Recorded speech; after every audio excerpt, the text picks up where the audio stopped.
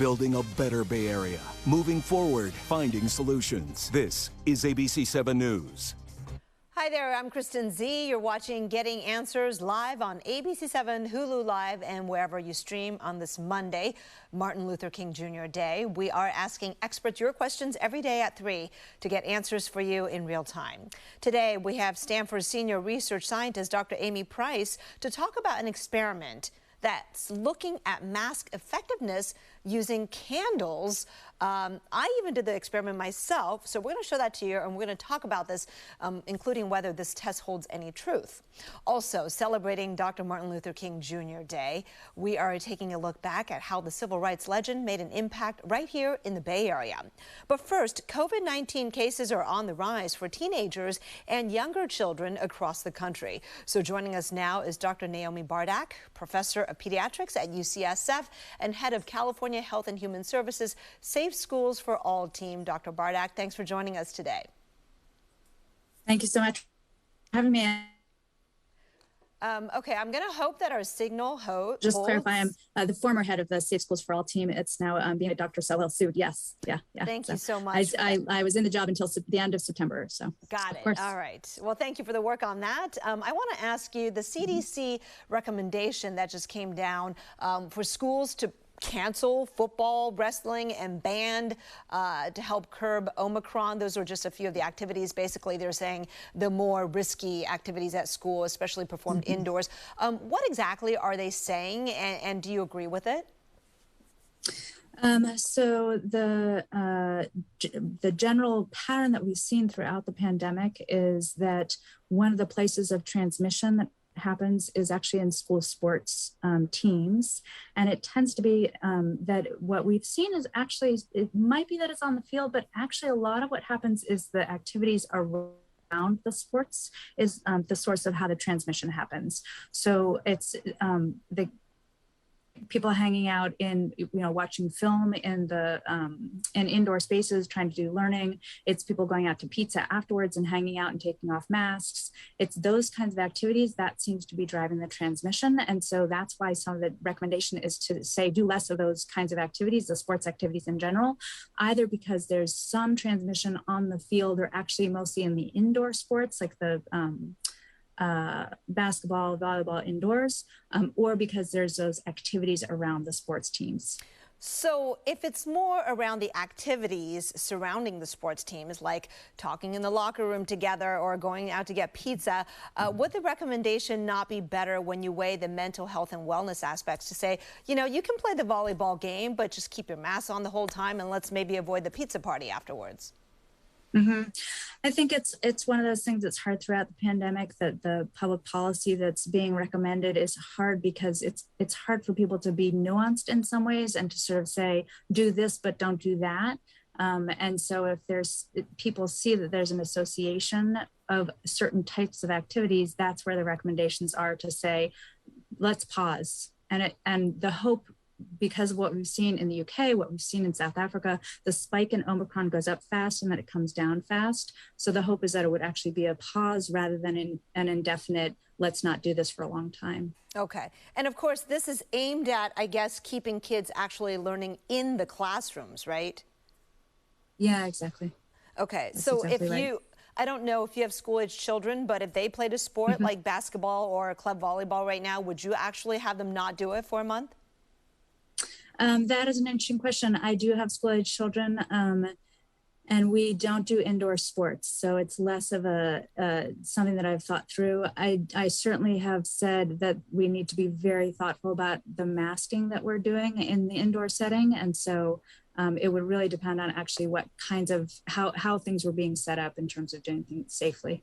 All right, well, let's talk about that, because I think, the concern is that we found that school-age children, specifically 12 to 17-year-olds, have the highest positivity rate right now in San Francisco, looking at all the age groups. Why is that? And how high is it? And why is that happening? So everybody's spike is going up in all age groups. The 12 to 17-year-olds are slightly higher than the age group below them, 5 to 11-year-olds, and then the age group above. But the thing that I think is really helpful to remember is that there's probably a couple different things going on for that age group.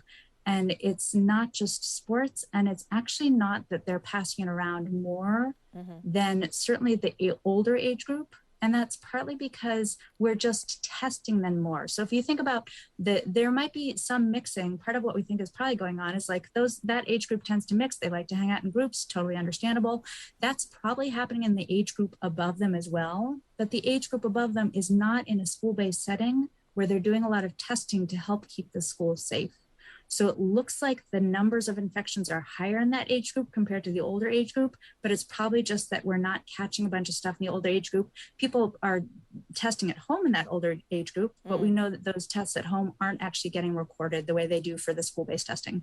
All right. Is it also because maybe that age group just started boosting more recently? Entirely possible. It's the 12 to 15-year-olds who just got eligible for boosters about 2 weeks ago. And so they are functionally probably the most under-vaccinated of people who are already vaccinated. So it might be that there's that piece in addition that's helping to do that transmission. All right. I mean, certainly I know, teens have a lower vaccination rate than older grown-ups, but then again, they have a higher vaccination rate than 5 to 11s. And you just said the 5 to 11 numbers are lower. And that could be due to the lifestyle, right? Like just less mixing.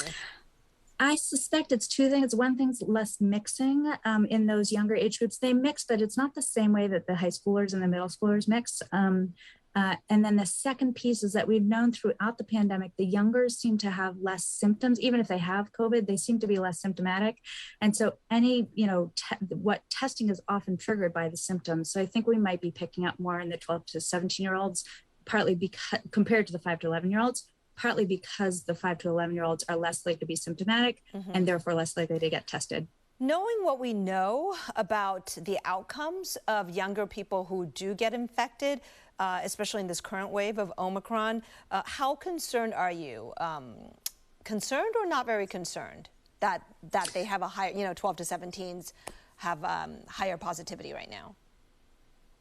I think that partly what we need to think about is there a policy implication? Do we need to do something differently about schools? Do we need to do something differently about sports?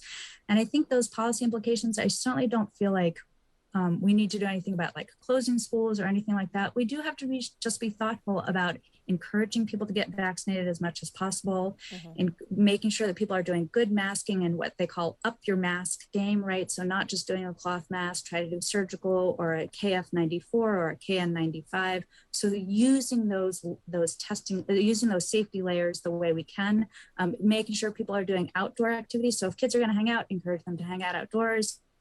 And then using testing as much as we can to also create a safety layer. All right, I'll come back to masks in a little bit, but I want to ask you about universities. A lot are doing remote through January. UCs, many CSUs, Stanford. Do you think that's necessary? As in, there's no relatively safe and reasonable way to do those classes in person right now? It's a little complicated. Part of it is because if you think about that age group and in setting, the way I've been sort of framing it since the beginning of the pandemic is a residence hall is basically like a vertical cruise ship, right? Like you just have a lot of people in very close quarters and a lot of ability to transmit things. So I think that's why a lot of campuses decided to do that, because they just didn't want to have a lot of people getting and transmitting COVID and just causing large numbers, even though people seem to do very well in that age group. Just try not to create the stress and anxiety of having people be positive, and then the small number of people who might actually have to get sick and go in for medical attention, trying to decrease those risks as well. All right. How about public schools like K through 12, right? As you know, here in the Bay Area, some school districts have closed, some because they really just don't have enough staff to keep it going for, let's say, a week or a few days. Others kind of preemptively looking at the cases and going, ooh, but it's not that they've run out of staff. I mean, do you think short of running out of staff, schools should be moving to remote even for a few days? The way that I've been framing it is that we paid a huge price in the beginning of this pandemic by shutting down schools, by shutting down society. What it bought us, what it got us was a very effective vaccine. a milder variant right now and also effective treatment modalities. We know how to treat COVID. And so the idea of shutting down schools right now, knowing how hard it is on kids, the learning losses, the mental health effects, like the idea of shutting down schools, that is not what we should do right now. We need to focus on the fact that we really do have really good mitigation layers and still keep on doing that education and creating that environment for those students. Right. Yet it is happening, hopefully just temporarily for a week or two in January as we get past the Omicron surge. I want to get back to masks now. You brought that up. Is it